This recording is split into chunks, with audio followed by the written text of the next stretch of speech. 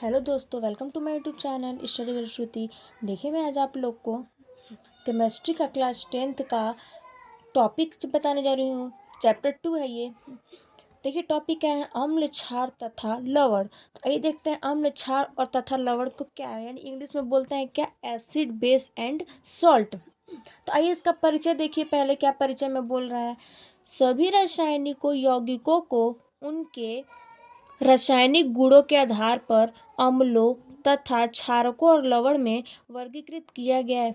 बोल रहा है जो इसमें रासायनिक गुण है, जो यौगिकों है, उसको क्या किया है? वो रासायनिक गुणों में क्या किया है? वर्गीकृत किया है। किसको? लवण, क्षार और अम्ल को क्या किया? वर्गीकृत यानी कि बांटा गया है। इसमें कुछ विशिष्ट गुण होते हैं। बोले इसमें कुछ विशिष्ट गुण यानी कि और भी गुण इसमें होते हैं। आइए देखते हैं। जो इन यौगिकों को दूसरे यौगिक से अलग करते हैं। बोल रहा है कि इसमें वह यौगिक है जो दूसरे यौगिक से क्या करते हैं? अलग करते हैं। जैसे जंतुओं तथा मनुष्यों के अधिकांश पाचक एसों में अम्ल होते हैं। बोल रहा है कि जो जंतु होते हैं और जो मनुष्य होते हैं उसमें क्या होते हैं? अधिकांश पाचक में क्या होते हैं? अम्ल होते हैं ये।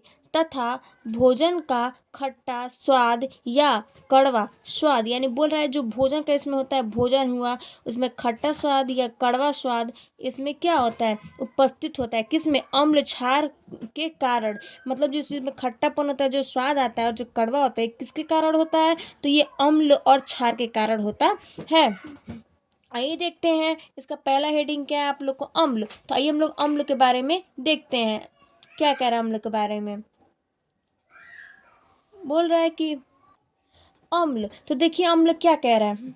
वे पदार्थ जो जलीय विलयन में वियोजित होकर केवल हाइड्रोजन आयन देते हैं। बोल रहा है कि वह विलयन जो जलीय विलयन जो वियोजित होकर यानी कि जो हट करके केवल क्या करता है? हाइड्रोजन आयन को क्या करता है? सिर्फ देता है।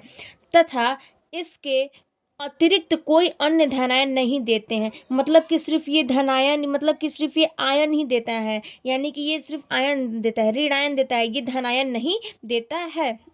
कौन? हाइड्रोजन। तो इसी को हम लोग क्या बोलते हैं? अम्ल कहते हैं। जैसे में देखिए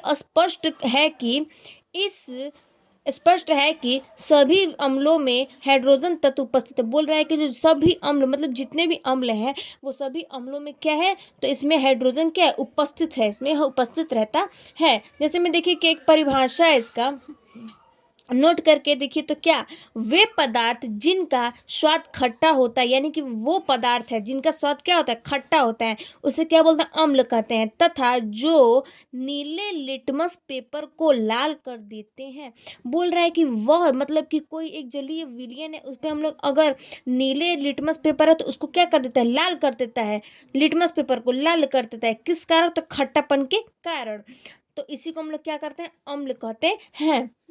नेक्स्ट देखिए, बोला है क्या? अम्ल के प्रकार। आइए देखते हैं हम लोग अम्ल के प्रकार में क्या कह रहा है। देखते हैं अम्ल का कितने प्रकार है। बोल रहा है अम्लों के प्रकार। अम्ल के कितने प्रकार होते? तो अम्ल 2 प्रकार के होते हैं। कौन कौन से? तो पहला है क्या? प्रबल अम्ल। तो देखिए कहते हैं प्रबल अम्ल क्या कह रहा है? वे अम्ल जो जल में पूर्णतः आयनित या वियोजित हो जाते हैं प्रबल अम्ल कहलाते हैं। बोल रहा है वे अम्ल जो जलीय में पूर्णतः यानी आयनिक होता है और जो वियोजित हो जाता है यानी कि आयनित होता है, नियत होता है, और जो वियोजित होता है खत्म हो जाता है, उसी को क्या हम लोग बोलते हैं? तो प्रबल अम्ल कहते हैं। आइए देखते हैं नेक्स्ट टॉपिक दूसरा क्या है, दूसरा हेडिंग। तो देखिए प्रबल अम्ल जो था उसका एग्जाम्पल, तो क्या है इसका एग्जाम्पल में? जैसे H2SO4 और HNO3 और क्या है? HCl यानी हाइड्रोजन क्लोराइड आदि। तो देखिए जैसे ये दिया है H2SO4, इसको टू फॉर्म कहते हैं, हाइड्रोजन यहाँ है और ये SO4 क्या हुआ? ऋण आयन हो गया। ऐसे ही HNO3 है, इसको टू फॉर्म में देखिए किया है, जैसे हाइड्रोजन अलग है, NO3 अलग है, यानी कि इसको क्या कर दिया? ऋणायन हो गया। ऋणायन को अलग निकाल दे और धनायन को एक में कर दिया। ऐसी HCl है, देखिए इसको धनायन किया और यहाँ पे ऋणायन हो गया। नेक्स्ट देखिए दूसरा है क्या? 2 प्रकार का होता है, तो पहला प्रबल होता है और दूसरा क्या है? दुर्बल अम्ल। तो आइए देखते हैं हम लोग दुर्बल अम्ल क्या कह रहा है। वे अम्ल जो जल में पूर्णतः वियोजित या अनियत नहीं होते हैं। बोल रहा है जो प्रबल अम्ल था उसमें क्या होता है, तो उसमें क्या होता है, नियत होता है।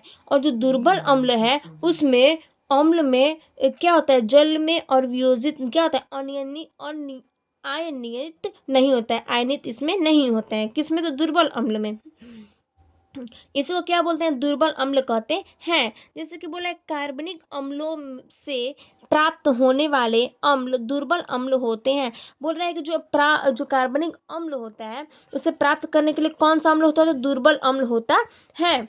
जैसे में देखिए इसमें एग्जाम्पल दिया है आपको,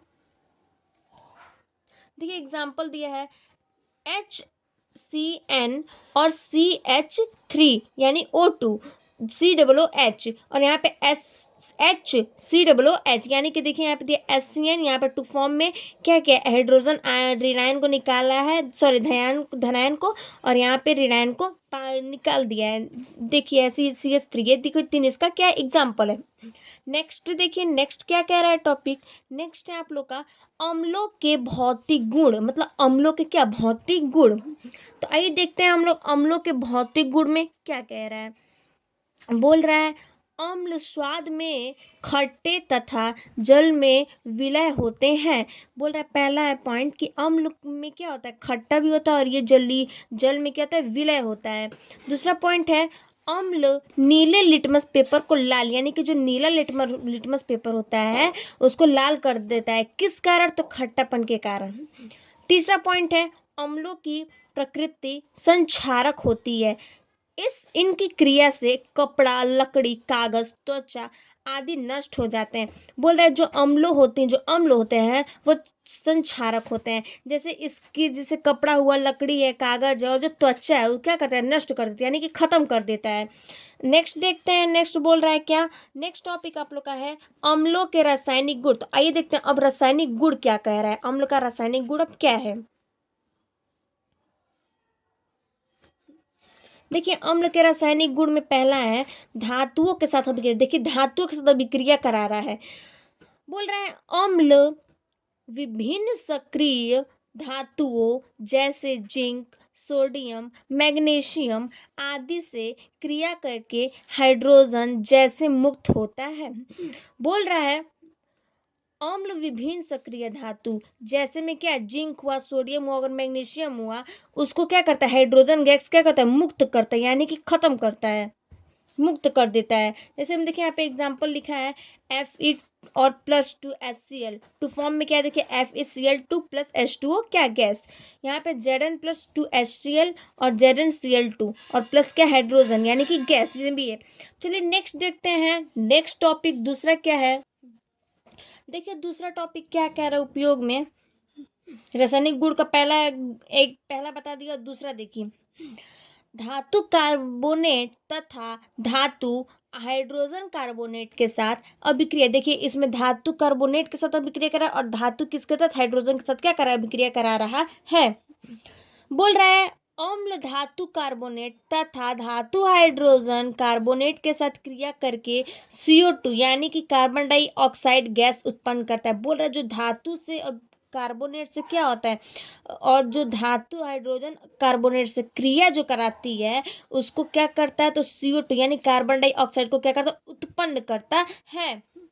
जैसे बोल रहा है यहाँ पे धातु कार्बोनेट प्लस अम्ल, तो देखिए यहाँ पे लवण को और कार्बन डाइऑक्साइड और जर क्या क्या मिक्स किया है। वैसे ही यहाँ पे धातु हाइड्रोजन कार्बोनेट प्लस क्या टू फॉर्म में देखिए अम्ल, इसको अम्ल में देखिए ज्वाइन किया है, अम्ल पहले इसमें ऐड किया है, और टू फॉर्म में देखिए बाहर निकले क्या, लवर CO2 जल। देखिए इसका देखिए यहाँ पे एग्जाम्पल दे दिया है, ये लिखा हुआ और इसका ये क्या है बता दिया है सूत्र में, यानी CaCO3 + 2HCl, फिर CaCl2 + H2O + CO2, फिर यहाँ पे भी दिया है Ca और ये टू फॉर्म में करके ऐसे दिया है। तो नेक्स्ट देखते हैं, नेक्स्ट टॉपिक क्या है आप लोग का, नेक्स्ट टॉपिक है धातु ऑक्साइड से अभिक्रिया। देखिए धातु ऑक्साइड से अभिक्रिया क्या कह रहे हैं, धातु ऑक्साइड से अभिक्रिया। अम्ल कुछ धातु ऑक्साइडों के साथ क्रिया करके लवण और जल बनाते हैं। बोल रहा है कि मतलब कुछ धातु है, यानी जो अम्ल है, अम्ल और क्या कुछ धातु, यानी कि अम्ल और धातु को क्या करता है, ऑक्साइड करके, यानी कि जो साथ में क्रिया करके जो लवण और जल बनते हैं, जो साथ में करते हैं उसको क्या, अम्ल, और जो धातु ऑक्साइड है उसका साथ को जो क्रिया करते हैं वो क्या होता है, तो लवण और जल उसको क्या करते हैं, बनाते हैं। जैसे में देखिए यहाँ पे धातु ऑक्साइड प्लस अम्ल, और यहाँ पे लवण प्लस जल, यहाँ पे देखिए कैल्शियम ऑक्साइड और यहाँ पे कैल्शियम क्लोराइड। ऐसे देखिए नीचे दिया है दूसरा एग्जाम्पल, आप लोग को दूसरा एग्जाम्पल क्या लिखा है देख लेते हैं।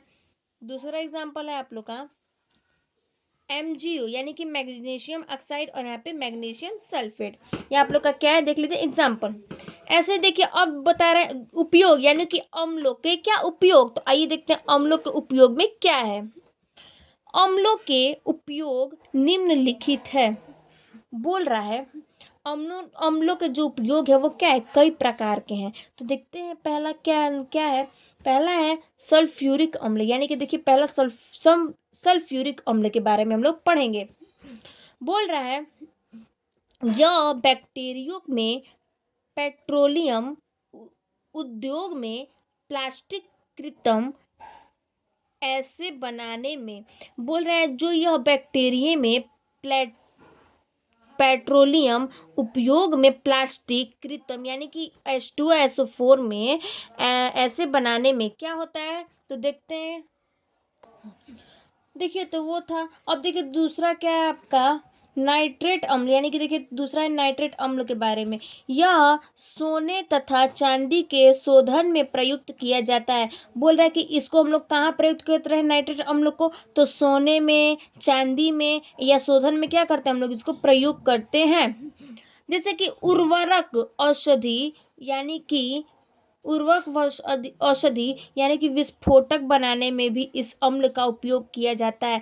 बोल रहा है कि यह सोने तथा चांदी के शोधन में प्रयुक्त किया जाता है, और इसको मतलब कि देखिए शोधन में HNO3 प्रयुक्त किया जाता है। उर्वरक औषधि विस्फोटक बनाने में भी इस अम्ल को क्या किया जाता है, उपयोग में किया जाता है। तीसरा है देखिए इसका लास्ट है, उपयोग का लास्ट है इसका हेडिंग HCl। तो HCl देखते हैं। बोल रहा है यह वस्त्र विधोग में कपड़ा रंगने के लिए तथा कलई से पूर्व लोहे की चादर को साफ करने में, बोल रहा है जो वस्त्र होता है यानी कि जो कपड़ा होता है उसको रंगने के लिए क्या होता है, HCl हाइड्रोजन क्लोराइड क्या होता है, काम आता है, यानी कपड़े रंगने के लिए, तथा कलई से पूर्व लोहे की चादर को क्या करने के लिए, साफ करने के लिए। इसको हम लोग क्या बोलते हैं, HCl कहते हैं। Thank you. फिर चलिए देखते हैं अगले वीडियो में।